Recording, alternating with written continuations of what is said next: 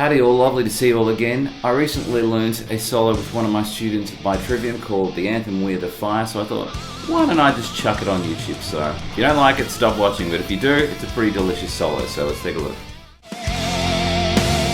Just when they thought you were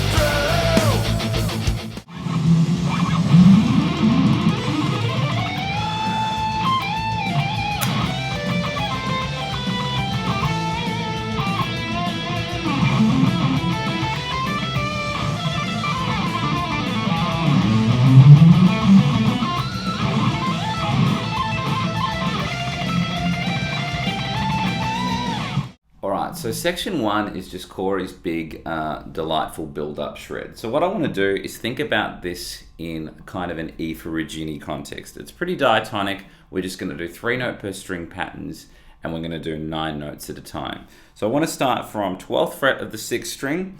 I'm going to play 12, 13, 15. Then jump to the 5th string and play 12, 14, 15. And then also 12, 14, 15 on the 4th. All together. After that, I'm going to jump back up to the 5th string and repeat what I did there, which was 12, 14, 15, and also the same on the 4th. Now I'm going to jump to the 3rd string and play 12, 14, 16. And that's just working up diatonically the E Phrygian scale. All together thus far.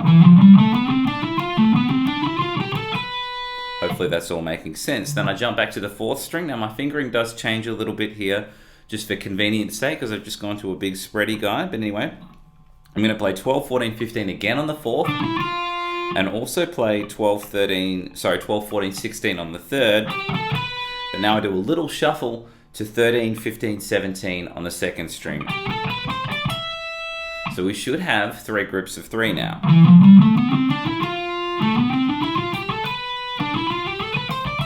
Obviously, we want to play that at hyper shred speed. After that, there's just 3 more notes and then a couple of notes leading into a bend. So I'm still on the B string, or the 2nd string, if you want to call it that. I want to play 17, 18, 20.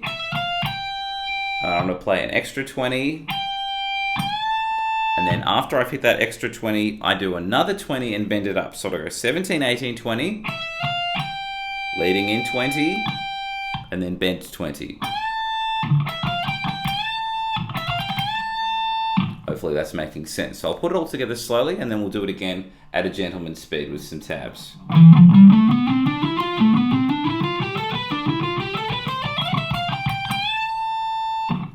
One more time with some tabs.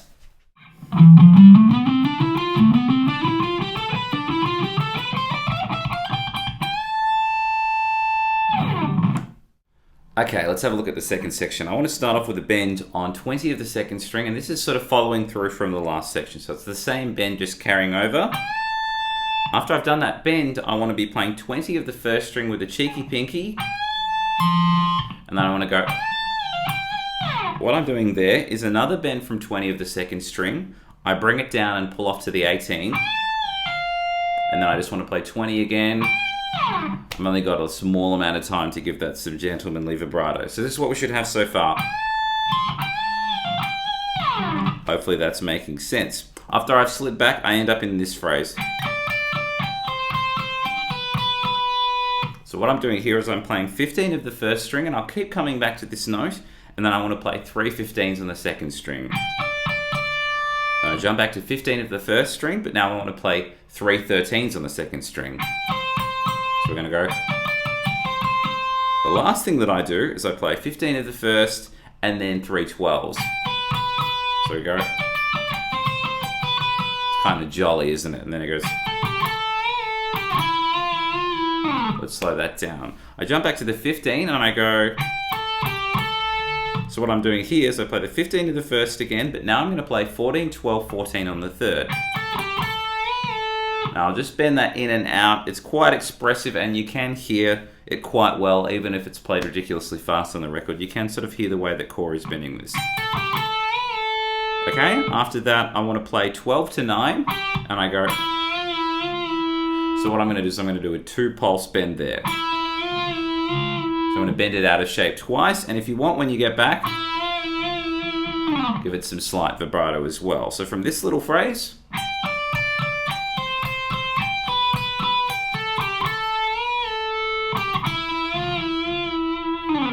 Hopefully that's all making sense. Let's do the whole section thus far. There's one more little chunk I want to add to it.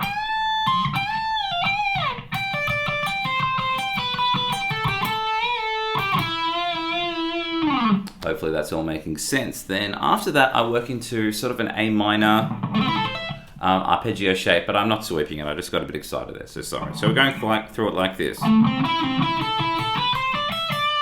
Let's learn that lick a bit slowly. And I do think it helps if you're on the bridge pickup, which I think is pretty important to get the extra bite out of it, to get a slight mute on your palming hand. So here we go. What I'm doing here is I want to play, we'll do it in chunks of 3. I want to play 12 of the 5th, 10 of the 4th, and 9 of the 3rd. Then I jump back up to 10 of the 4th. I want to play that note again, and then play 9 of the 3rd and 10 of the 2nd. So we should have 2 groups of 3 now. Hopefully that's making sense. And then I go like this. I'm doing 4 notes now, so I'm going to play 9 of the 3rd string, and then I'm going to play 10, 12, 13 on the 2nd. So all together, at the end of that, all I'm doing there is playing 10, 12, and then back to 10 again on the 1st string. So I'll play that whole last lick slowly.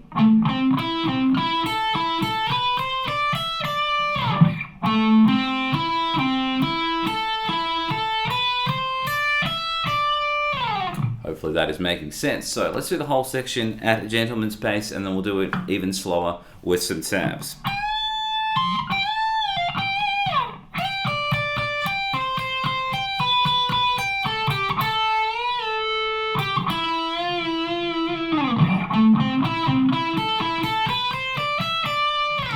One more time with some tabs.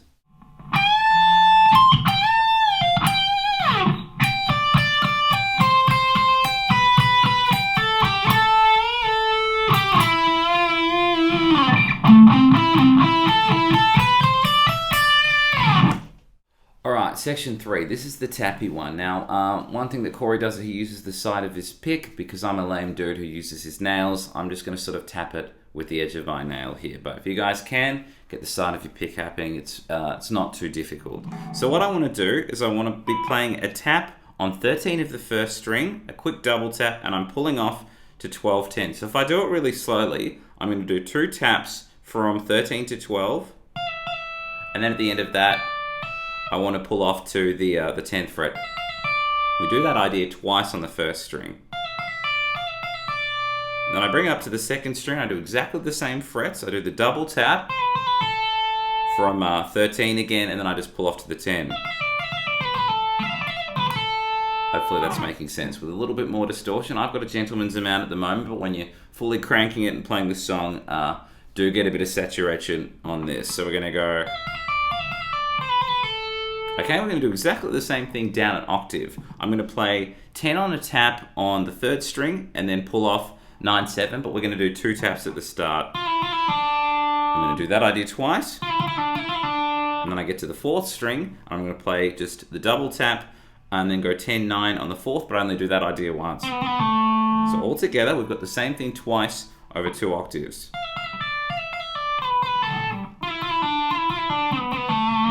The end of that, I just do a single tap on 10 of the 5th string, and then I hammer 7, 8, 7.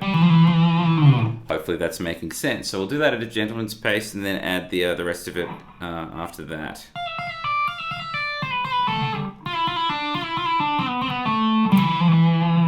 Hopefully that's making sense. Then I work into a pretty sort of aeolian-y kind of run. Let's slow that down. I want to be playing 5, 7, 8 on the 6th and the 5th string. That first entry is a little bit offbeating. So we're just working straight up the aeolian. So 5, 7, 8 on the 6th, 5, 7, 8 on the 5th. I do a quick jump to 7 of the 4th, and then I want to hit 10 of the 5th. So it goes. And to finish off that section, I want to play 9, 7, 9 on the 4th, and then 10, 9 on the 3rd. So the last bit, you can add an aggressive vibrato or a slight squeal if you want. Kind of up to you, really. So I want to do from just a little run here, and then we'll add the taps in front of it and do the whole section slowly with some tabs. All right, now the taps at front of it.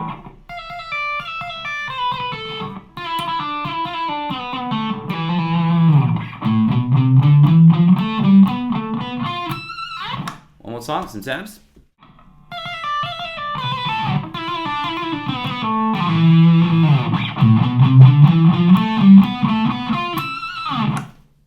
Alright guys, so before we start this section, when I was learning this, I was listening to the album version, and this is just a little sweepy, that little guy there. There is a bit of a slide sound on the album. When I watched them play it live, Corey's just going around that one position. So I'm going to go off what's on the album. I don't want any comments in the description like, ew, Corey plays it out this live. I don't fucking care, I hate you. So let's get to it.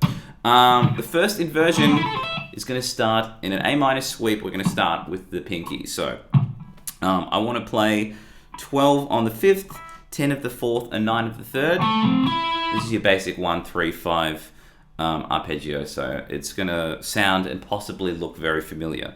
So I played the 3rd string on 9th fret, and then I'm going to play 10 of the 2nd, and then I'm going to hammer 8 to 12 on the 1st.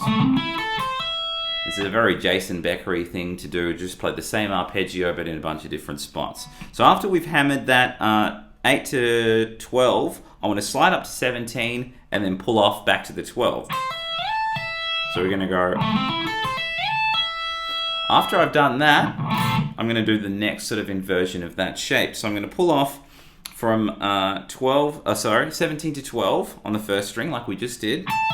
And then I'm going to play 13 of the 2nd string, 14 of the 3rd and the 4th. So you're going to have to do a light roll with that ring finger. And at the top of that, I'm going to pull off from 15 to 12 with my pinky to my pointer. So all together. Okay, then after I've pulled off to that pointer, I'm going to hammer back to the 15. So it'll go...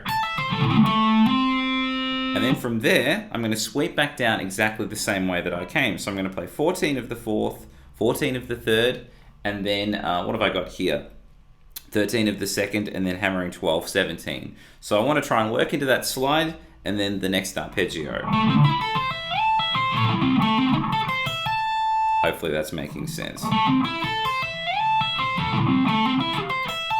Okay, after that we've got to add our tap. So I'm going to be tapping 20 of the 1st string, and I hit the tap, and I basically just legato the rest of that because it's too hard to do the tap and get a clean strum. We will need to do a sweep on the start of the next grip, but we'll deal with that when we get there. So hammer-ons from nowhere, as they're called. So we're doing the 20 tap, pulling off 17 to 12, hammer-on from nowhere, 13 of the 2nd string, and then to 14 of the 3rd. Okay, so we're going to go... Okay, then from there, when I go to the next arpeggio, I'm going to do a mini sweep or a light economy pick, if you will, going 13 to 12, and that's the beginning of the next one. So I'm going to be playing the 13 and the 12, 17. And when I hit that tap again, we're going to reverse down the arpeggio the same way we had before. So I could play both of those tapped arpeggios back to back.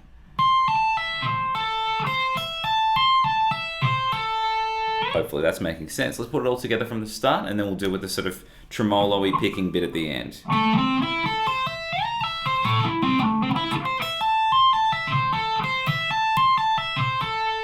Hopefully that's making sense.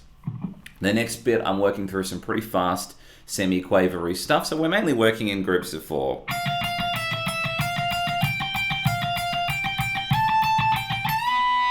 Let's take it slowly. I want to start from 13 of the 1st string. I'm going to play 4 notes there, 4 semiquavers. 1, 2, 3, 4, and then I go back to 12, and then back to 13 again, and then to 15. So it's going 13, 12, 13, 15, and we're doing 4 semiquavers on each hit. Each note, rather. 1, 2, 3. Okay, and then I want to play 13, 15, 17 with the same sort of 4 semiquaver premise.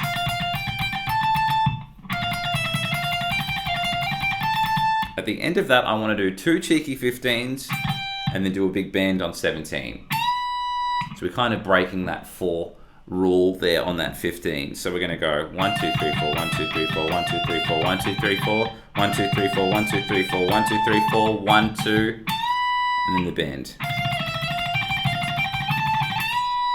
Let's try the whole section with the sweeps and the trim, and then we'll do it at a gentleman's pace with some tabs.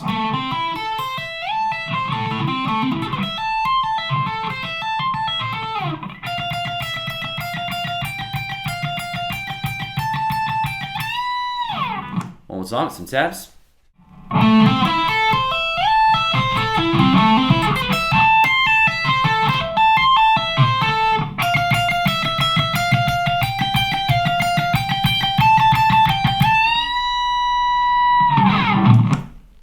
And that was Corey's solo from the anthem We're the Fight. Hope you guys have enjoyed that. I'll get cracking on Matt's solo as soon as possible. Take care, guys.